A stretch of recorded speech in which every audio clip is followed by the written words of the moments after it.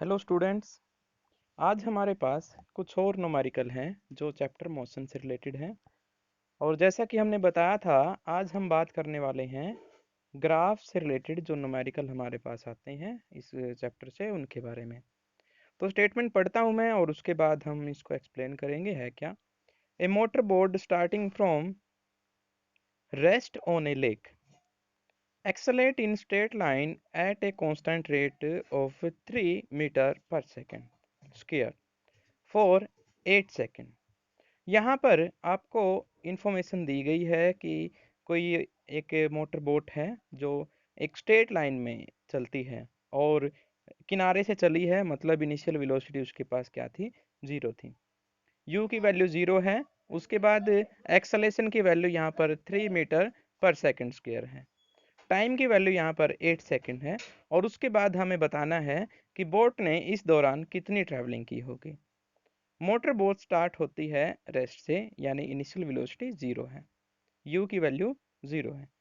इस दौरान जो टाइम लगा है वो 8 सेकंड है। एक्सेलेरेशन हमारे पास 3 मीटर पर सेकंड स्क्वायर है। तो यहाँ पर हम सेकंड इक्वेशन ऑफ मोशन का यूज करेंगे और डिस्टेंस या डिस्प्लेसमेंट कवर जो हुआ है उसको फाइंड आउट कर लेंगे। s is equal to u t plus half a t square. और सभी वैल्यू पुट करने के बाद जो आंसर हमारे पास आता है वो है 96 मीटर। उसके बाद अगला क्वेश्चन ये ग्राफ से रिलेटेड रहेगा आपका। यहाँ पर आपको दो केसेस दिए जा रहे हैं। दोनों केसेस को मैं डायरेक्ट बोल देता हूँ, आप स्टेटमेंट भी पढ़ सकते हैं। एक ड्राइवर है 52 किलोमीटर पर आवर्स पे वो ब्रेक अप्लाई करता है, मतलब वो शुरुआत में चल रहा था 52 किलोमीटर पर आवर पे, यानी इनिशियल वेलोसिटी उसकी थी 52 किलोमीटर पर आवर। उसने ब्रेक अप्लाई किया और ब्रेक अप्लाई होने के बाद जब तक गाड़ी रुकती है 5 सेकंड हो चुके होते हैं। ठीक है, तो ये केस है। और उसके बाद एक और ड्राइवर है जिसके पास जो स्पीड है गाड़ी की वो 3 किलोमीटर पर आवर है। और जब वो कार में ब्रेक अप्लाई करता है तो रुकने में उसे टाइम लगता है 10 सेकेंड। इट मीन्स ब्रेक उसने धीरे से लगाए हैं। तो यहाँ पर ये दो कंडीशन आपको दी गई है, दोनों को आपने रिलेट करना है स्पीड वर्सेस टाइम ग्राफ पर। जो बनेगा कुछ इस तरह से, यहाँ पे मैं मेंशन कर देता हूँ नीचे। तो सबसे पहले हमें चाहिए जो वैल्यू आपको दी गई है किलोमीटर पर आवर्स में, उनको आप मीटर पर सेकंड्स में क्या कर लोगे?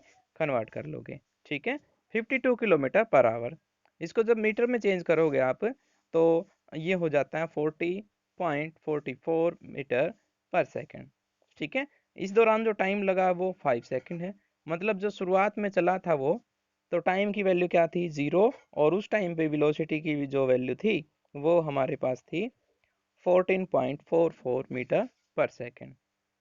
यानी आप यहाँ पर टेबल जब बनाएंगे तो टाइम को रिप्रेजेंट करेंगे जीरो, और डिस्प्लेसमेंट की वैल्यू उस टाइम पे कितनी है, स्पीड की वैल्यू कितनी है? 14.44 मीटर पर सेकेंड। उसके बाद यहाँ पर एक और जो है बात बताई गई थी कि 5 सेकंड के बाद वो रुक जाता है, यानी फाइनल वेलोसिटी जीरो रहेगी। तो दूसरी जो ऑब्जर्वेशन होगी वेलोसिटी की वो जीरो है, और वहां पर टाइम कितना है? 5 सेकंड है। तो दो ऑब्जर्वेशन हमारे पास आई है, दोनों को आप ग्राफ पे शो कर दोगे। जैसा कि यहाँ पर ये ग्राफ दिखाया गया है, 14.44 स्पीड पे ग्राफ की वैल्यू है, और ये जीरो हो जाती है आफ्टर 5 सेकेंड। यहाँ पर टाइम के ऊपर जो ग्राफ है वो 5 पर जा करके क्रैश हो जाता है एक्स एक्सिस की तरफ जो ग्राफ होता है, मतलब वैल्यू जीरो देता है। जो कि अभी मैंने बताया था, शुरुआत में भी जिसको स्पीड थी इसके पास वो 14.44 मीटर थी, किलोमीटर पर सेकंड थी। लास्ट में जाते जाते वो कितनी हो जाती है? जीरो। और इतने में टाइम लगा उसे 5 सेकंड। उसके बाद एक और जो ड्राइवर था उसने 3 किलोमीटर पर आवर की स्पीड से जो है कार को मूव करा था, तो हम उसको भी मीटर पर सेकंड में चेंज कर लेंगे। तो ये बन जाता है 0.83 मीटर पर सेकंड। और इस दौरान जो टाइम लगा है उसे 10 सेकंड लगा है। मतलब शुरुआत में जो वैल्यू थी वो जीरो सेकंड थी, टाइम की वैल्यू पहले रीडिंग आ गई जीरो, और लास्ट रीडिंग आ गई 10। इसी तरह से स्पीड की पहली रीडिंग आ जाती है 0.83, और दूसरी रीडिंग जीरो आ जाती है, क्योंकि शुरुआत में उसके पास जो वेलोसिटी थी 0.83 थी, लास्ट में जाते जाते वो कितनी हो जाती है? जीरो हो जाती है। इस ग्राफ को यहाँ पर आप देख सकते हो, नीचे वाली जो डैश लाइन है कार बी से रिप्रेजेंट किया गया है, ये ग्राफ है। मतलब शुरुआत में जब 0 टाइम है तो उसकी बाद स्पीड की वैल्यू 0.83 है और 10 सेकंड तक वो रुक जाता है, मतलब 0 हो जाती है। तो इस तरह से आपने अटेम्प्ट करने हैं ये क्वेश्चन। उसके बाद एक और है, यहाँ पर इस ग्राफ को आप देख सकते हैं, जो क्वेश्चन पूछे गए हैं उनको हम आंसर देते हैं। आप इस ग्राफ को ध्यान से देखेंगे, यहाँ पर ए बी सी कुछ इस तरह से मेंशन किया गया है। 3 ग्राफ हैं, ए बी एंड सी, और इनको आपने पहचानना होता है। जो ग्राफ एकदम से ऊपर की तरफ चला गया है, यानी जिसका स्लोप ज़्यादा है, वो ऑब्जेक्ट फास्ट है, और जिसका स्लोप कम है वो ऑब्जेक्ट स्लो है। तो बी जो ऑब्जेक्ट है वो 0 से चला है और एकदम से स्लोप हाई चला गया, तो हम कह सकते हैं इसकी स्पीड सबसे ज़्यादा है इनमें। और ए जो है सबसे हाई पे से चला था वो, लेकिन धीरे धीरे नीचे की तरफ आ रहा है, और तो हम कहेंगे इसकी स्पीड सबसे कम है। तो इस तरह की चीज़ें यहाँ पर पूछी गई हैं, उनको आप ग्राफ देख करके बता सकते हैं। फिर एक बात ये पूछी गई है कि किसी पॉइंट पर क्या तीनों इकट्ठे होते हैं, तीनों कारें जो है क्या वो एक जगह पर इकट्ठी हुई है किसी भी दौरान, टोटल इंटरवल में क्या ऐसा कोई इंसिडेंट हुआ है कि तीनों कार एक ही जगह पर हो।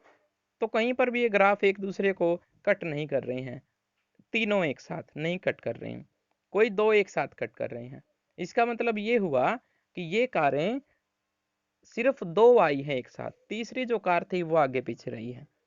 ठीक है, तो अगर दो कार पूछता है तो आप ये पॉइंट बता दोगे जहां पर इन्होंने कट किया है एक दूसरे को, इन ग्राफ ने।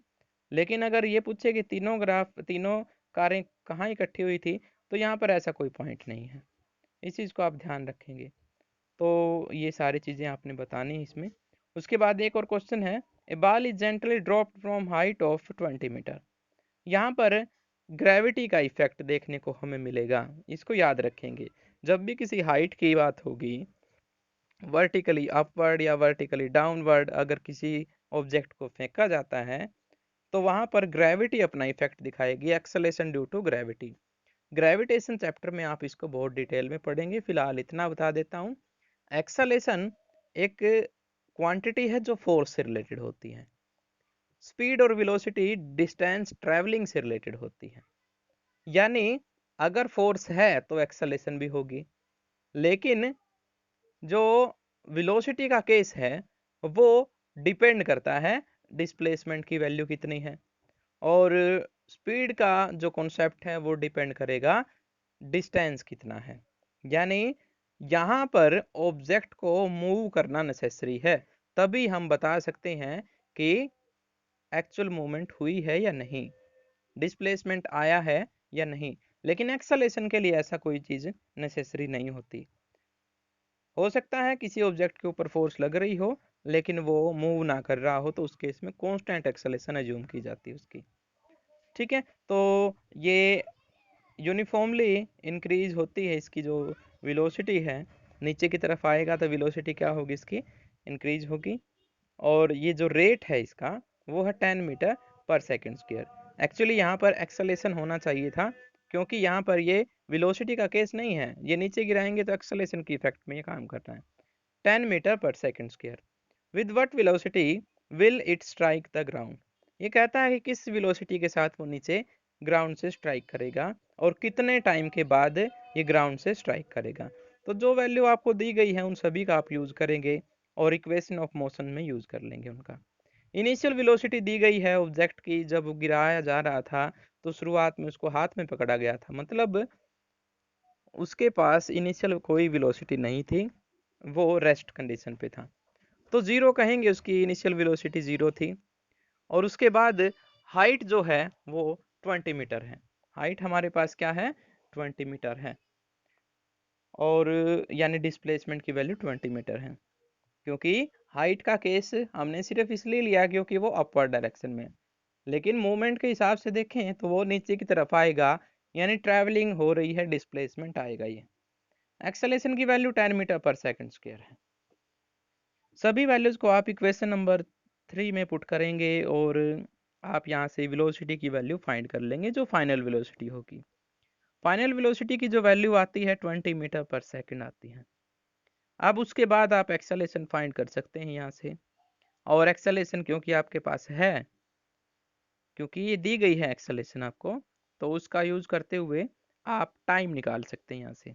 u है आपके पास, v भी है आपके पास, एक्सेलेरेशन है आपके पास, टाइम निकाल लोगे 2 सेकेंड आया है।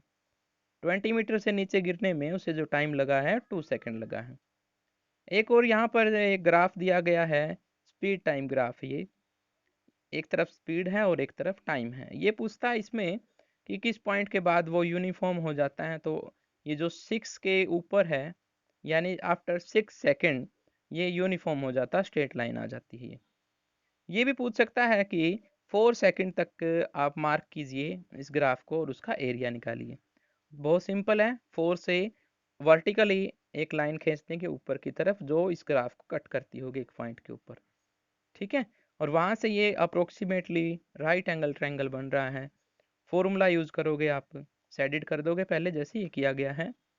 उसके बाद एक फॉर्मूला पुट करोगे जिस जो ट्रायंगल का एरिया निकालने के लिए होता है, half into base into height. सभी वैल्यूज पुट करने के बाद जो आंसर आता है 12 मीटर आता है। और ये बात हमने पहले भी मेंशन की थी, मैं फिर से बता देता हूँ।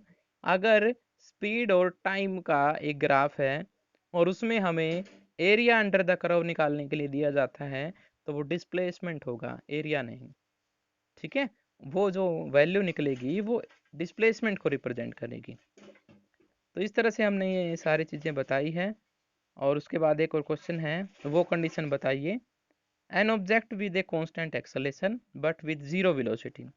एक ऐसी सिचुएशन बतानी है जिसमें वेलोसिटी तो जीरो आती है लेकिन एक्सेलेरेशन क्या हो, एक कांस्टेंट वैल्यू हो। अभी अभी हमने एक केस डिस्कस किया था कि ऑब्जेक्ट को जब हम ऊपर की तरफ फेंकते हैं तो वहां पर वेलोसिटी जीरो हो जाती है लास्ट में जाके, लेकिन वहां पर एक्सेलेरेशन होती है कांस्टेंट एक्सेलेरेशन, और वो वैल्यू होती है 9.8 मीटर पर सेकंड स्क्वायर।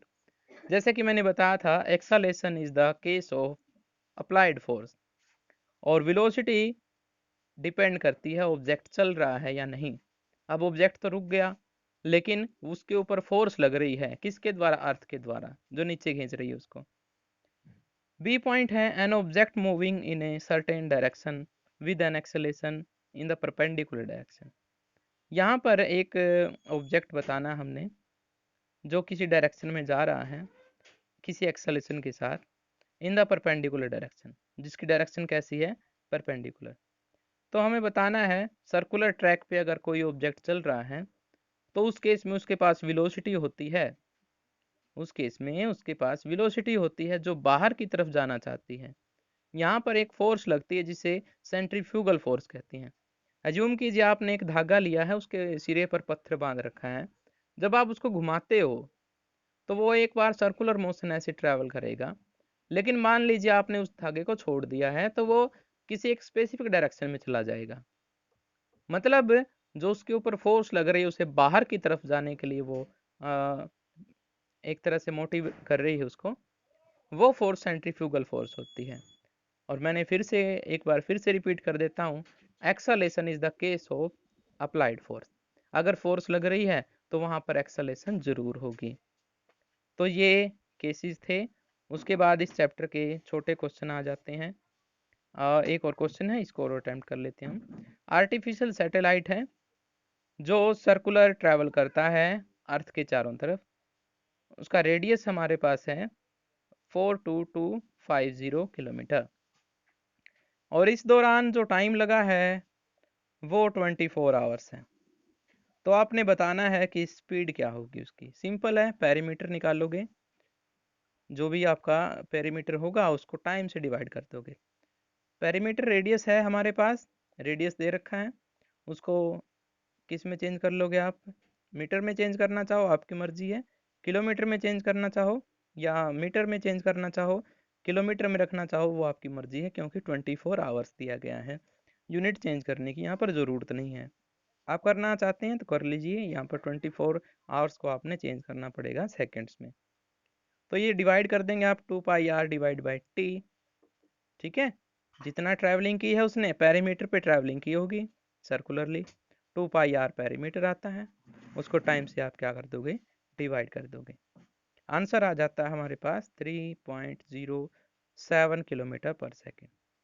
उसके बाद के जो छोटे क्वेश्चन है ये आप याद रखेंगे, इनको करेंगे अपने नोट से, और इस तरह से हमारा ये चैप्टर विद न्यूमेरिकल स्टॉप होता है, और इसको आप रिवाइज करेंगे। Okay, all the best.